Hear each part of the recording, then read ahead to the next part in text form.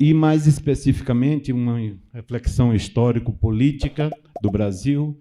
Eu trago um mapa do Brasil com o que eu quero falar, quais são essas dificuldades que a gente enfrenta em um país de dimensões continentais. Primeiro, que nós temos 26 estados, né? 26 estados e 5.568 municípios. Um Distrito Federal com status de Estado, unidade federativa diferenciada no Brasil, e um distrito estadual, que é Fernando de Noronha. Eu pergunto, professor, por que eu sou trazer isso? Cada uma dessas cidades, cada uma desses municípios, tem suas demandas e suas diretrizes municipais, estaduais, da União e algumas binacionais, exceto o Distrito Federal, que não tem diretrizes municipais. As diretrizes do Distrito Federal cabem às suas 35 unidades administrativas, mas os outros 26 estados, os outros 5.500 e tarará, eles precisam interagir, respeitar essas diretrizes municipais que são criadas para direcionar o rumo, especificamente da educação, que é que eu vou falar, mas não só para a educação, para outros segmentos. Então, é muito complicado quando se tem uma diversidade como de diretrizes estaduais, municipais, da União, né, e algumas binacionais, como eu falei, como é o caso de Foz do Iguaçu, né, eu estive recentemente lá, e eu achei muito interessante que tem uma placa que fala assim, recursos e leis do Brasil, do Paraguai e da Argentina. Aquilo me chamou a atenção. E não só tem em Foz do Iguaçu, oficialmente são 10 cidades fronteiriças que são consideradas binacionais e que elas precisam respeitar as legislações. Então, isso é muito complicado. Aí eu começo a colocar de vermelho para que o público, tanto que está pela internet, possa diferenciar o que está aqui.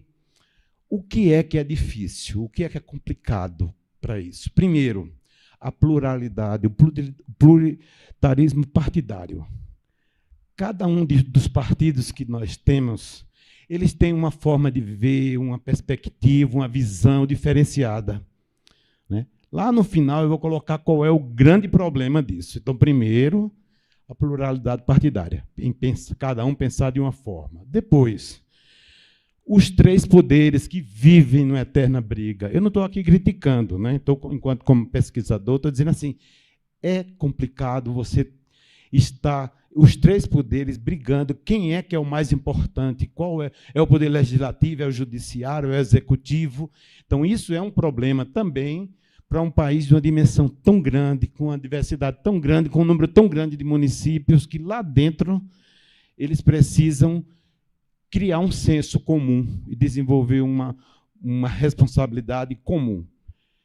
E, finalmente, onde eu quero chegar, por que eu coloquei essas complexidades?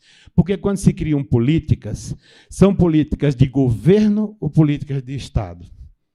Quando é política de governo, quando muda o governo, se extingue aquela iniciativa que muitas vezes eram importantes. Eu participei de um projeto no Distrito Federal chamado Ciência em Foco, extraordinário. É um projeto semelhante ao que hoje é divulgado pela Escola do Futuro. É um projeto que fazia com que o estudante estudasse ciência, mas de uma forma que ele fizesse a ciência. E quando acabou o governo que criou aquele projeto, que trouxe aquele projeto, acabou o projeto, porque não se tornou política de Estado. A próxima lâmina caiu de uma vez, mas ela era sistemática, mas vamos lá.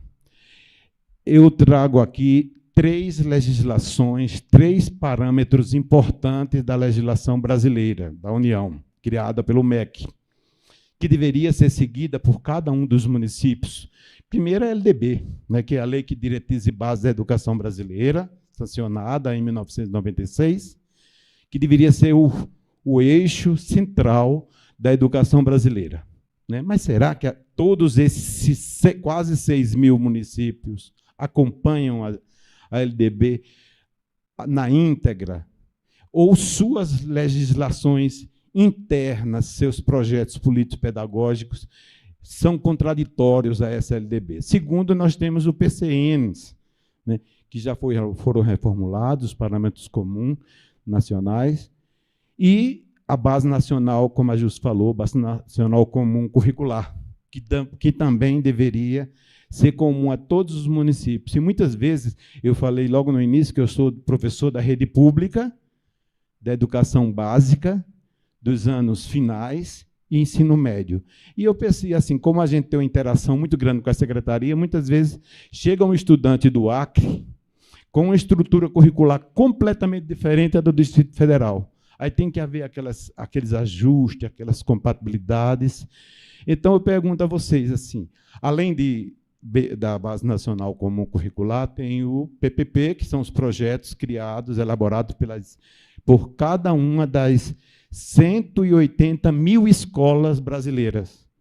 Então, ela elabora um projeto que deveria ser compatível com a Base Nacional Curricular, com os PCN, com a LDB, mas aí cada escola tem autonomia de contextualizar as suas necessidades e criar o seu projeto político-pedagógico de acordo com as suas próprias necessidades.